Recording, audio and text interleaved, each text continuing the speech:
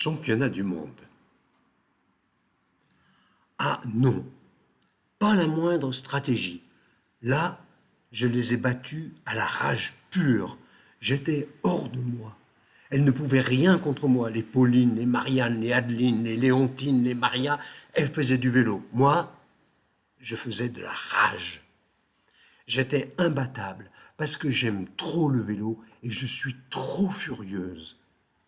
6 tours du circuit des hommes avec 6 fois 2 bosses et j'ai fait chaque tour à la santé de tous les grincheux, les salopards, les menteurs. Ah, je les ai écrasés sous mes pédales.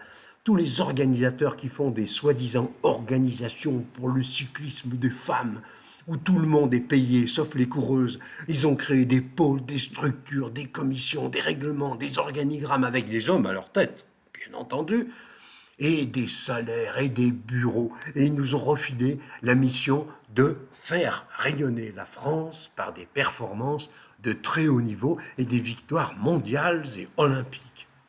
Rien que ça. Et les voilà qui forment des éducateurs à la cible féminine. Je t'en foutrais des cibles.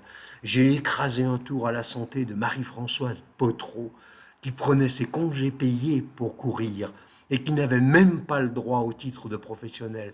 J'en ai écrasé un autre à la santé de Jeannie Longo, la championne la plus titrée du monde, un peu grognon, mais sacrément enragé. J'ai écrasé la gueule du connard qui, en 57, a écrit dans l'équipe « Le bon sens a triomphé ».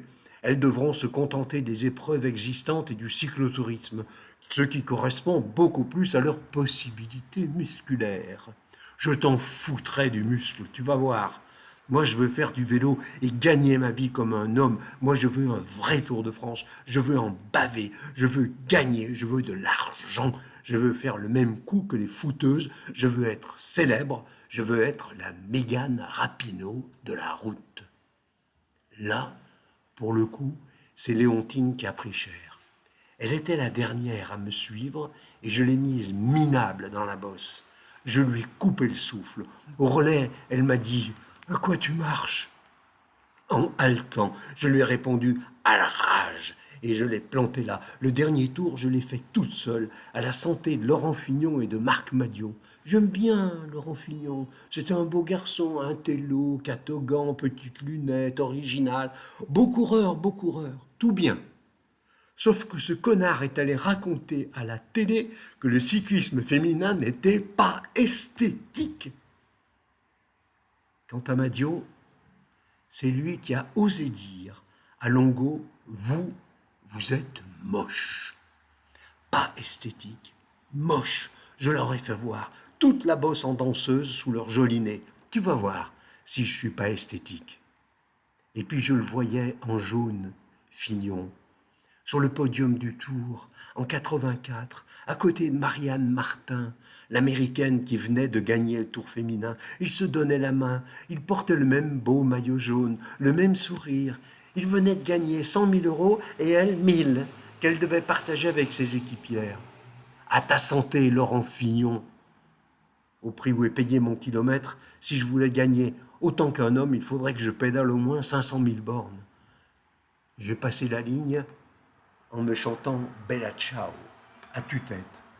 J'étais championne du monde et je ne l'avais pas volé. Il a fallu que je remette mon sourire dardard avant les 20 secondes de télé parce que, à force de pester, j'avais une tête de vieille pomme ridée. J'ai sauté sur le podium et on m'a enfilé le beau maillot arc-en-ciel. Pour la course suivante, je l'ai étraîné et en dessous des bandes, j'ai écrit des bandes arc-en-ciel, j'ai écrit mal payé, championne du monde, mal payée. Eh bien, tu ne me croiras pas. Les officiels m'ont mis une amende de 2000 francs suisses pour avoir souillé le maillot. J'ai dû les emprunter.